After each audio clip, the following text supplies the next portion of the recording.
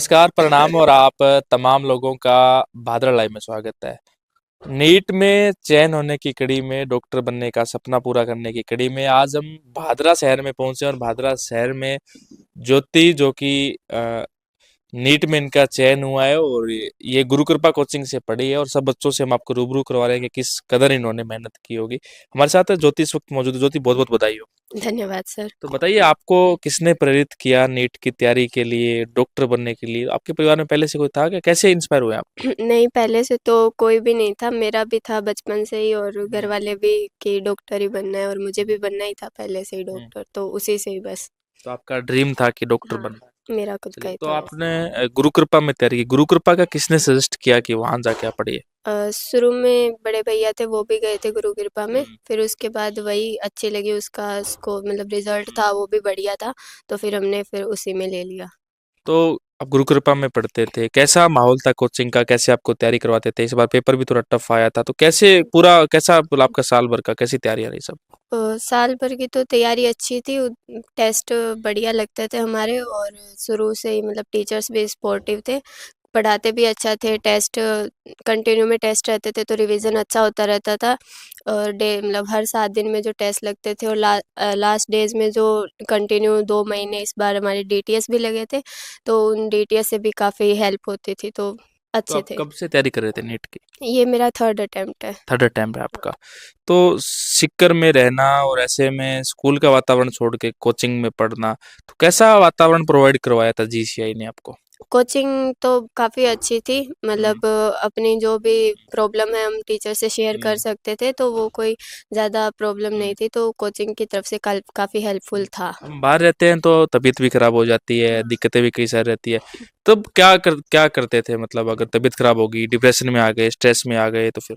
उसके लिए मतलब हमारे मेंटर्स प्रोवाइडेड थे हमें हम्म, कि हम कभी भी उनके पास जा सकते हैं, हम्म, हमारी जो भी प्रॉब्लम्स है उनसे शेयर कर सकते हैं, हम्म। तो फिर वो हमें उन सब चीज़ों से निकलने में काफ़ी हेल्पफुल थे।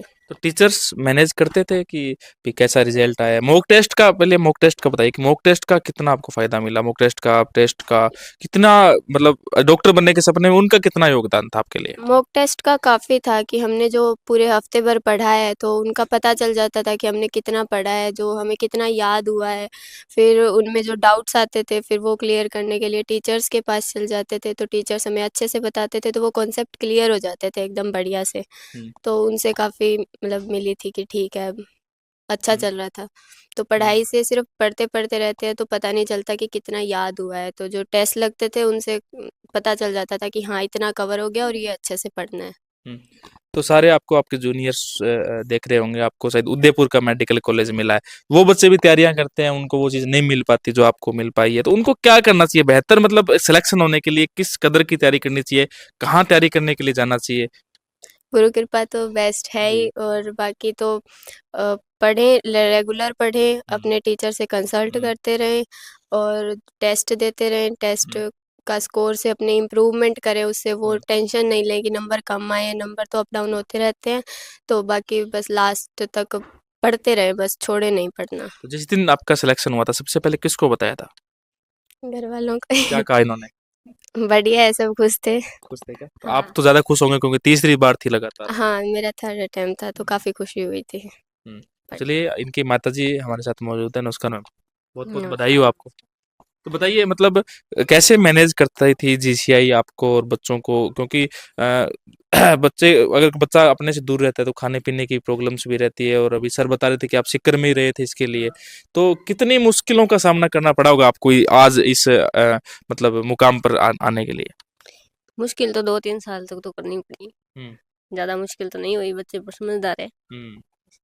तो क्या, मतलब कितनी आप लोगों ने मेहनत की थी? कितना, क्योंकि खाने पीने की बच्चे को दिक्कत हो जाती है, तबीयत खराब हो जाती है, ऊपर से स्ट्रेस डिप्रेशन भी हो, तो आपकी बात होती थी इससे कि कैसे टीचर पढ़ा रहे हैं, क्या स्ट्रेस है, डिप्रेशन है, क्या बताएंगे आप? हम तो साथ ही रहते थे, बात तो साथ होती रहते थी। तो हाँ। बात तो स्कूल तो वो जीसीआई से आती होगी, आपके पास नंबर होने हैं अच्छी और बढ़िया कोचिंग। गुरु इसी बढ़िया कृपा में बड़ा साथ दिया, उसका जन्म से ही यही है, डॉक्टर ही बनना है। डॉक्टरी बनना है हाँ, शुरू से ही। हाँ, अच्छा, शुरू से ही खेलने का तो तो कोई आपकी क्या चीज़ भी राय थी, मतलब इनकी पढ़ाई जब ये करते थे 8वीं 9वीं में, तो आपकी क्या राय थी?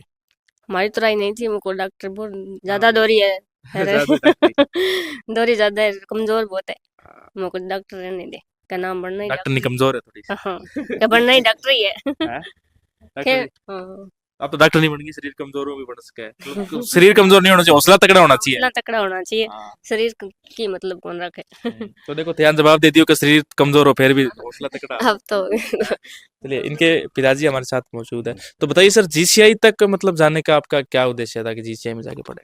जीसीआई में जी पहले नाम सुना था हम्म, और राजेश जी कुलड़िया जी से एक बार मिले थे। उसके बाद फिर ऐसा लगा कि कुछ थोड़ा इसका एडमिशन बेटे का करवाया था पहले, तो उसने भी हमें बताया कि बहुत अच्छा पढ़ाते हैं। हम्म। और जीसीआई का सहयोग है कि आज बच्ची ने नीट फाइट करके आरएनटी उदयपुर गई है, तो इसके लिए जीसीआई का बड़ा आभारी है। तो क्या मतलब किस कदर तक गुड़िया ने मेहनत की होगी और नहीं, अच्छी मेहनत बहुत अच्छी की थी। हम्म, टीचर्स कोई भी डाउट हो हम्म, पूछने जाओ, कभी जाओ, कैसे ही जाओ, हम्म। तो सब दरवाजे जीसीआई तो के जो सारे खुले थे। पेरेंट्स आपको सुन रहे हैं, क्या कहेंगे सबके लिए? पेरेंट्स से तो यही कहता हूँ कि बच्चों को अकेला मत छोड़ो, साथ रहो और सपोर्टर की तरह साथ रहो। हम्म, बच्चा अकेला रह के तो और बच्चे को मोटिवेट करते रहो। चलिए, आप इनकी दादी जी डॉक्टर को दिखाने जाते हैं कभी? हैं? डॉक्टर दिखाने जाओ कभी के?